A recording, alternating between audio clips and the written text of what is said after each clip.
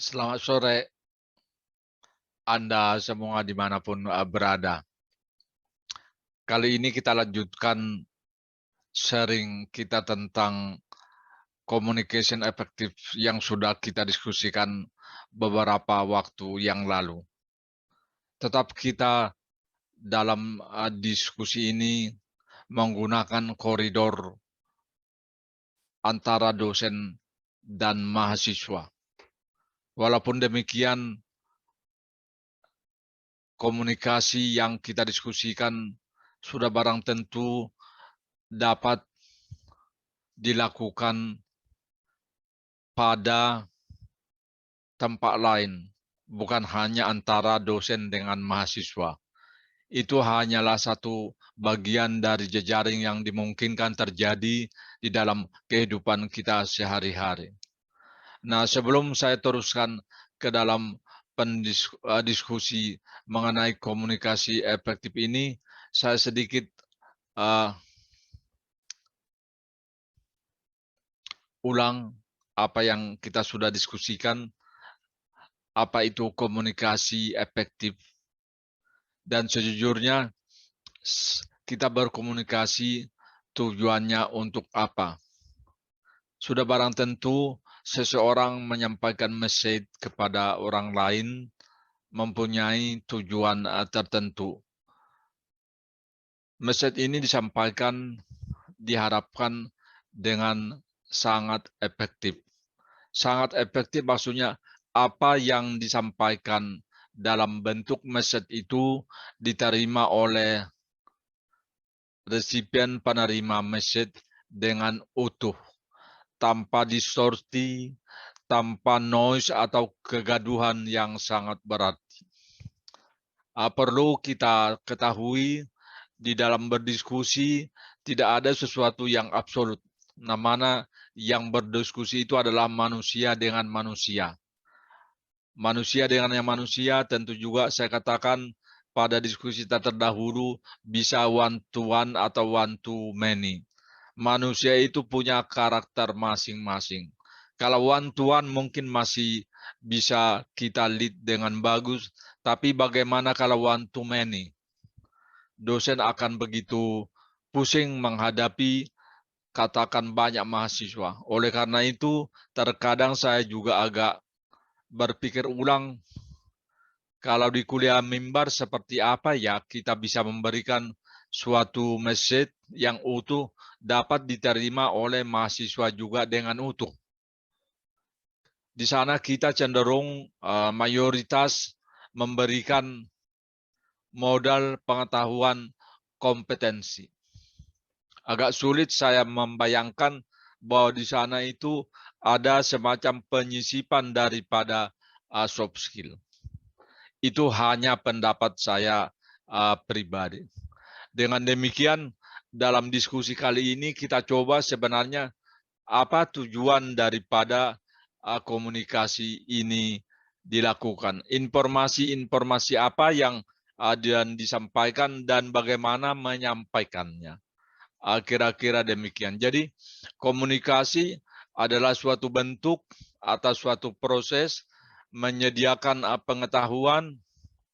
Fungsi dari informasi itu maksudnya kita menyediakan pengetahuan atau informasi sehingga membantu dalam kelancaran tugas. Saya sampaikan misalnya informasi kepada mahasiswa dalam awal perkuliahan. Di dalam awal perkuliahan saya sampaikan trik-trik mengikuti perkuliahan saya, aturan mainnya seperti apa, regulasinya seperti apa. Sehingga kalau ada sesuatu yang terjadi di pertengahan jalan perkuliahan, kita harus melihat apa yang sudah kita sepakati. Jadi harusnya enak.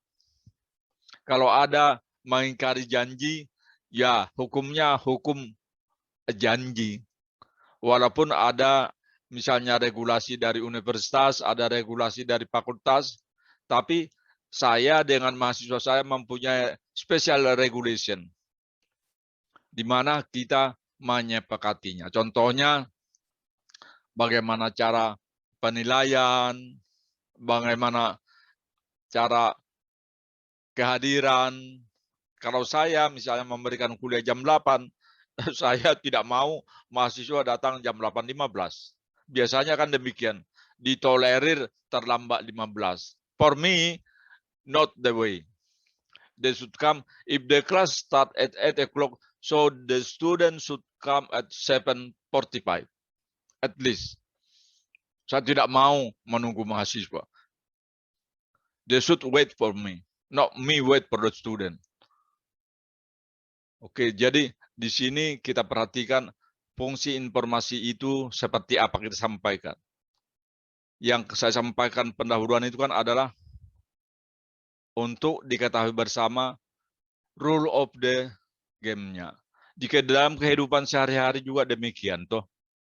Apakah kita dalam suatu keluarga, apakah dalam suatu kelompok organisasi, kelompok adat, dan yang lain-lainnya, harusnya ini ada.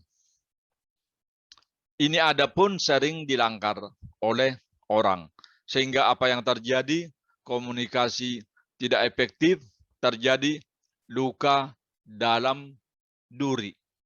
Demikian. Oke. Nah, kita perhatikan fungsi-fungsi daripada informasi yang kita sampaikan. Yang pertama adalah fungsi instruksi. Fungsi instruksi maksudnya adalah membuat pekerja atau membuat mahasiswa sadar atas kewajibannya dalam perkuliahan. Kalau di kantor itu membuat pekerja sadar atas kewajibannya terhadap organisasi. Itu yang pertama. Yang kedua, mengarahkan dan membimbing bagaimana melaksanakan tugas secara adequate. Bagaimana caranya mahasiswa bisa belajar dengan baik sehingga dapat memahami atau dapat menguasai materi yang disampaikan oleh si dosen. The same thing, it's equal. No difference at all. But the application of this communication, yes, different. This is for student, lecturer with the student, probably outside there, a manager with his or a pekerja, employee dan employer. Demikian. Jadi ada fungsi instruksi. Nah, terus yang kedua juga ada fungsi integrasi. Apa ini fungsi daripada integrasi di dalam suatu komunikasi? Di sini menunjukkan pada fakta bahwa berita atau ide jika ditangani secara baik atau secara tepat akan membantu menghubungkan aktivitas setiap mahasiswa dalam menanggapi sehingga terlihat integrasinya untuk masalah itu baik atau buruk. Kira-kira demikian. Jadi sekali lagi, soft skill, even though is it in one system lecture, but sometimes somehow we should see that one as a different material, different condition. Kalau kita menyampaikan materi, that's the way. Kuliah mimbar atau cara-cara lain, tergantung program studinya. Misalnya dokter banyak studi kasus kan, pada semester-semester tertentu mereka akan praktek, dosennya akan pergi mengunjungi pasiennya, dan mahasiswa ikut. Nanti si mahasiswa mendengar bagaimana dokter mendiagnosa pasiennya. Ada komunikasi. Dan setelah itu nanti dokter akan diskusi dengan mahasiswanya. Masalah yang tadi kira-kira bagaimana? ada feedback. Datangnya mahasiswa yang satu seperti ini, dan seterusnya. Jadi, bukan kuliah mimbar. Jadi sekali lagi, berbeda. Nah, tadi fungsi integrasi sudah saya sampaikan. Sekarang, fungsi persuasi. Fungsi persuasi ini sebagaimana kita ketahui agak berbeda. Tujuan utamanya adalah menggerakkan dan menggairahkan individu sehingga dia dapat mencapai tujuannya. Fungsi persuasi ini kalimatnya juga berbeda.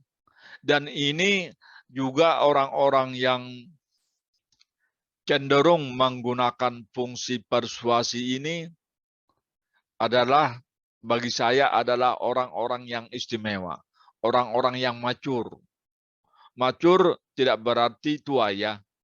Karena ada saja orang-orang yang masih di pertengahan umur, masih muda, tapi keseringan fungsi persuasinya lebih kuat daripada fungsi instruksinya. Kita lihat kedua masalah ini. Tadi fungsi instruksi dan fungsi persuasi. Saya ambil contoh. Beberapa minggu belakangan ini, saya ada tim.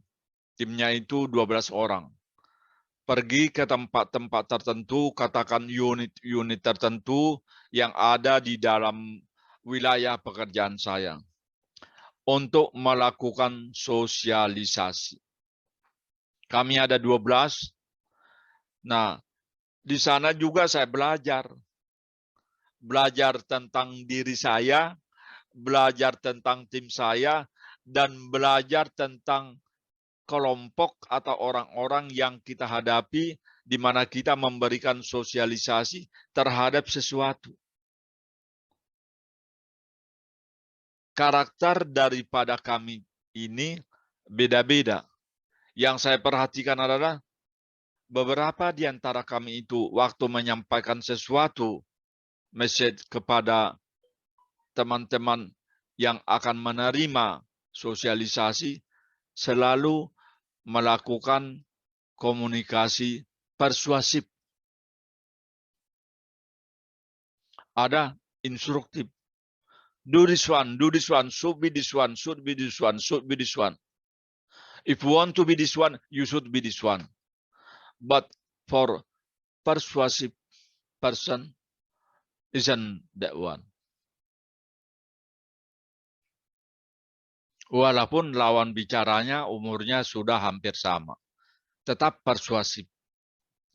That's a character yang tidak bisa dikutak-katik.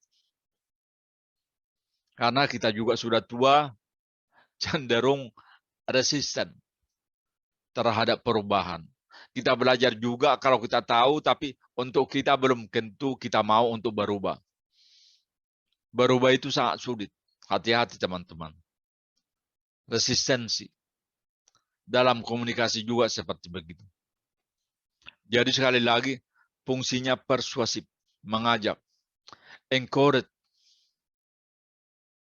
Nah, terkait dengan status ego, orang-orang yang selalu menggunakan fungsi persuasif ini biasanya adalah yang cenderung status egonya ada dalam status orang tua. Orang tua pengayom. Orang tua yang selalu memberikan sesuatu kesempatan kepada anak-anaknya dan hidup di dalam keluarga itu cenderung demokratis. Kalau yang tadi instruktif, ya itu yang saya bilang orang tua cerewet itu. Nah terus kalau kita perhatikan seperti itu, ternyata komunikasi itu efektif kalau mengikuti berbagai aturan. Nah terus kita perhatikan lagi. Komunikasi kalau one to one should be okay, no problem. Karena satu dengan satu dosen cenderung sudah dewasa dan memiliki keistimewaan, katakan mempunyai fungsi indera lebih karena berhadapan dengan manusia selalu. Sudah barang tentu juga dosen selalu mengisi otaknya, memorinya dengan karakter-karakter manusia. Mari kita lihat kalau misalnya komunikasi itu one to many, tapi tidak directly one to many. Ada fungsi pendelegasian. Sehingga saya delegasikan kepada si A, nanti si A akan memberitahu sama si B akan memberitahukan ke si D, cycle seperti itu. Jadi berbagai bentuk network di dalam komunikasi. In case we discuss this discussion by determine that this bit should be one to many. Nah, kalau terjadi yang seperti ini agak susah karena ada networking. Bisa susah, bisa tidak susah. Untuk mahasiswa-mahasiswa yang suka mengikuti organisasi, saya selalu anjurkan mengikutinya entah organisasi apapun itu, asal yang disetujui oleh universitas. I don't care entah itu organisasi apa. Karena di dalam perguruan tinggi banyak organisasi. Bagi saya itu, I should positive thinking, they need that one. Berorganisasi. Bukan organisasi politik praktis. Oke. Nah, maksudnya jejaring di sini seperti yang saya bilang cycle. Ada seperti bola. Ada seperti bowling. Yang dituju satu tapi tekniknya demikian. This is a kind of networking of communication. Oke. Jadi ada untungnya, ada ruginya. Jika berjalan dengan baik, maka sistem selnya itu dalam komunikasinya itu baik. Tapi terkadang tidak baik. Karena yang menerima berita belum tentu tahu yang memberikan awal berita itu dari mana. Can you imagine what I mean? Saya belum tentu tahu berita itu asalnya dari mana. But I know. Oke. Nah, demikian kalau kita perhatikan seperti itu, berarti banyak kendala dalam berkomunikasi. Banyak hal yang membuat komunikasi kurang efektif. Walaupun ada hal yang bisa kita lakukan untuk meminimalkan noise. Contohnya, kalau misalnya saya berbicara dengan seseorang, mula-mula ke dewasa, namun lawan bicara saya memposisikan dirinya, egonya, kita kan mulai dari dewasa. Dia memposisikan egonya ke orang tua. Terjadi sesuatu yang agak nanti kurang baik. Nah, ini pun sering kita temukan di dalam organisasi. Dosen tua kan sering begitu. Bahasa yang digunakan mereka juga sering bahasa orang tua. Mereka mengingat, katakan, kita ini bekas muridnya. Dia tidak sadar bahwa dunia ini berputar. Masih mengingat saja, kita udah tua juga, masih mengingat bahwa kita bekas muridnya. Mengingat dalam artian dia orang tua, kita anak-anak. Kita harus mendengarkan suaranya. Kita harus mendengarkan perintahnya. Walaupun itu totally tidak benar. Karena di sana ada sistem ego. Nah, bagaimana mengatasinya? Ya, we should lead him or her. Kita arahkan selalu ke arah diskusi dewasa ke dewasa. Secara profesional, kita harus menghindari hal-hal demikian. Walaupun sering kita temukan seperti itu. Apalagi di Indonesia. We should remember. So many kind of things that you should remember in case of discussing with somebody or anybody else. Status ego kita berbeda, budaya kita berbeda, kelaziman kita dalam keluarga berbeda. This make different. This make communication completely different. Karena budaya yang berbeda mengakibatkan komunikasi bisa lebih efektif dan bisa juga lebih tidak efektif. Contohnya di Jawa ini. Diperhatikan. Kalau saya sering lebih suka global, lebih suka mendengarkan orang berbahasa Inggris, bukan karena apa-apa, tapi that's the thing we should do. Karena kita sudah menyatakan diri kita ingin go global. Kita harus di atas rata-rata orang negara-negara lain. Jadi interaksi kita bukan lagi interaksi hanya dalam negeri. Oh, how come? Yang terjadi apa? Bahasa yang di lingkungan itu bukan bahasa Indonesia, tapi bahasa daerah, di mana sebagian orang tidak mengerti.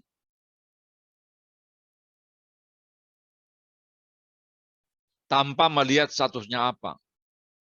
Tapi dalam konsep saya sebagai seorang pendidik, terkadang dalam kelompok profesor, ya juga dan deliver the communication in English. Tapi dalam bahasa daerah, di mana sebagian orang tidak tahu. That's make the communication ineffective. Jadi banyak hal yang mengakibatkan komunikasi itu tidak berjalan yang kita dapat sebut sebagai hambatan dalam komunikasi. Ada beberapa hal yang saya ingin sampaikan. Biasanya antara pemberi komunikasi, penyampaikan message, dan penerima mempunyai persepsi yang berbeda. Terus yang kedua, penerima sudah memposisikan dirinya mau menerima message seperti yang dia mau. Nah, terus juga penerima ini melihat sumber beritanya dari mana.